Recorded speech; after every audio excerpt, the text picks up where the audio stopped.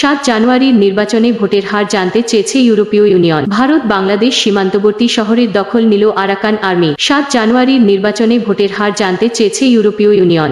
7 জানুয়ারি অনুষ্ঠিত দ্বাদশ জাতীয় সংসদ নির্বাচনে ভোটের হার নিয়ে নির্বাচন কমিশনের কর্মকর্তাদের কাছে জানতে চেয়েছে ইউরোপীয় ইউনিয়নের ইইউ বিশেষজ্ঞ দল। যুক্তরাষ্ট্রের গবেষণা প্রতিষ্ঠান ইন্টারন্যাশনাল রিপাবলিকান ইনস্টিটিউট (IRI) ও ন্যাশনাল ডেমোক্রেটিক ইনস্টিটিউটের (NDI) পক্ষ থেকেও একই বিষয়ে জানতে চাওয়া হয়েছে। ইইউর বিশেষজ্ঞ দল নির্বাচন কমিশনের (ইসি) কর্মকর্তাদের সঙ্গে গতকাল সোমবার এই বিষয়ে বৈঠক করে। এছাড়া IRI ও NDI এর প্রতিনিধিরাও ইসির কর্মকর্তাদের সঙ্গে আলাদা বৈঠক করেছেন। উভয়ই ভোটের হার নিয়ে জানতে চেয়েছেন বলে ইসি সচিবালয় সূত্র থেকে জানা গেছে। 7 জানুয়ারি দ্বাদশ সংসদ নির্বাচনের ভোট গ্রহণ করা হয়। ভোট গ্রহণের পরদিন ইসি জানিয়েছে, এবারের নির্বাচনে ভোট পড়েছে 41.80%। তবে ভোটের এই হার নিয়ে সন্দেহ ও প্রশ্ন আছে। ভোটের দিন দুপুর 12:30টার দিকে ইসি সচিব মো. জাহাঙ্গীর আলম সাংবাদিকদের জানিয়েছিলেন, সারা দেশে দুপুর 12:10 পর্যন্ত গড়ে 18.5% ভোট পড়েছে। বেলা 3:30টার দিকে দ্বিতীয় দফা ব্রিফিংয়ে সচিব জানান, বেলা 3টা পর্যন্ত 26.37% ভোট পড়েছে।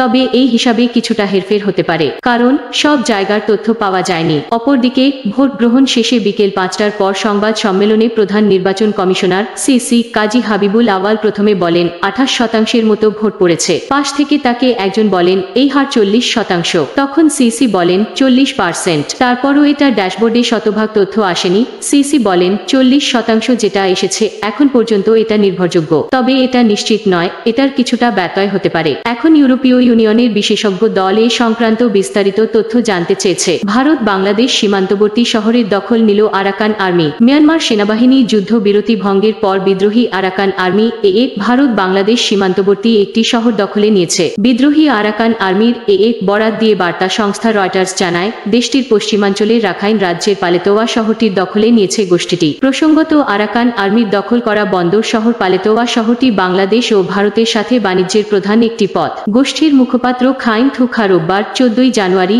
বলেন, সীমান্তে স্থিতিশীলতা নিশ্চিতের বিষয়ে আমরা প্রতিবেশী দেশগুলোর সঙ্গে সর্বোচ্চ সহযোগিতা করব। উল্লেখ্য, মিয়ানমারের সেনাবাহিনী 2021 সালের ফেব্রুয়ারি মাসে এক অভ্যুত্থানের মাধ্যমে তৎকালীন সরকারকে হটিয়ে দেশটির ক্ষমতায় আসে। তারপর থেকেই দেশটিতে বিদ্রোহ আন্দোলন তীব্র আকার ধারণ করে। এর মধ্যে শুধু আরাকান আর্মি সেনাবাহিনীর কাছ থেকে 142টি সেনাঘাঁটি দখল করে নিয়েছে। সর্বশেষ গত বছরের অক্টোবর উত্তর মিয়ানমারের 3 বিদ্রোহী গোষ্ঠী Myanmar national Democratic alliance army MNDAA, আং ন্যাশনাল লিবারেশন আর্মি TNLA এবং আরাকান আর্মির জোট 3 ব্রাদারহুড অ্যালায়েন্স জান্তা বাহিনীর বিরুদ্ধে সম্মিলিত লড়াই শুরু করে। মাঝে চীনের মধ্যস্থতায় এই 3 গোষ্ঠীর সঙ্গে সমঝোতার একবার যুদ্ধবিরতি চুক্তি হয়, তবে সেনাবাহিনী তা লঙ্ঘন করলে আবারও আক্রমণে নামে বিরোধী স্বাধীনতাকামী গোষ্ঠীগুলো। এই ধরনের ব্রেকিং নিউজ পেতে হলে অবশ্যই আমাদের চ্যানেলটি সাবস্ক্রাইব করুন। আল্লাহ হাফেজ।